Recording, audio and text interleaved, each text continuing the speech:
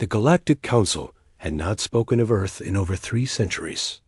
In the sprawling chambers of the orbital station that governed 1,000 worlds, the blue-green planet was nothing more than a footnote in archived records. The humans who once walked among the stars had vanished without explanation, retreating to their home system like wounded animals seeking shelter.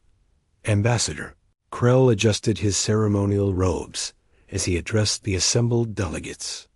His species, the Vorthek, had been instrumental in establishing trade routes that now connected every corner of known space. Today's session focused on resource allocation for the Outer Rim territories, standard bureaucratic fare that required little attention from most representatives. The mining rights for the Epsilon sector remain contested. Krell announced, his voice echoing through the vast chamber. We must reach consensus before the next lunar cycle. The debate that followed was predictable. The insectoid hive minds wanted exclusive access to rare metals. The crystalline Nexari demanded energy-rich asteroids. The amphibious Drakens sought water-bearing moons. Each species argued their case with the same fervor they had displayed for generations.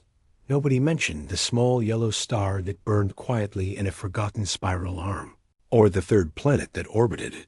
Light years away, Dr. Lisa Kane stood before a wall of monitors and the underground facility buried beneath the Colorado mountains. Her team had worked in secrecy for decades, following directives that came from the highest levels of government. The project had a simple name, Prometheus. Energy levels are stable, reported her colleague, Dr. Marcus Webb, his fingers dancing across holographic displays. Core temperature holding at optimal parameters. Lisa nodded, watching as streams of data flowed across multiple screens. The technology they had developed was beyond anything the galaxy had seen. While other species had perfected faster-than-light travel and energy weapons, humans had focused on something far more fundamental. They had learned to harness the raw power of space-time itself. Begin Phase 3 initialization, Lisa commanded. Facility hummed with barely contained energy. Deep within the mountain, massive conductors channeled forces that could reshape reality. The project had taken 50 years to perfect, built on theories that human scientists had developed in isolation. While the galaxy had forgotten them, humanity had not been idle dot back in the council chambers. The debates continued. Representative Grix of the hegemony pounded his talons against his speaking podium, demanding attention for his species' territorial claims. The Nexari delegate responded with harmonic vibrations that expressed their displeasure. Standard political theater that had played out countless times before. The first tremor was subtle. A slight vibration that ran through the station's superstructure, barely noticeable amid the chaos of debate. Several delegates paused, their various sensory organs detecting the anomaly. The second tremor was stronger, causing the massive viewing screens to flicker. What is the meaning of this? Krell demanded, his voice cutting through the growing murmur of concern. The station's central AI, a sophisticated system that managed everything from life support to navigation, began broadcasting emergency alerts. Its synthetic voice filled the chamber with clinical precision. Massive gravitational anomaly detected. Origin point, Sol system. Magnitude, unprecedented. The word Sol sent a chill through the assembled delegates, even those who barely remembered. Human history knew that name. It was the star around which Earth orbited, the home of the species that had once walked among them as equals. Impossible, whispered Ambassador Tarn of the Nexari Collective. The humans lacked the technology for such displays. The viewing screens throughout the chamber flickered to life, displaying long-range sensor data from the Sol system. What they showed defied explanation. The space around Earth was bending, twisting in ways that violated every known law of physics. Energy readings spiked beyond the scale of their instruments. Dr. Kane watched her monitors with satisfaction as the Prometheus device reached full power. The technology was elegantly simple in concept, though monumentally complex in execution.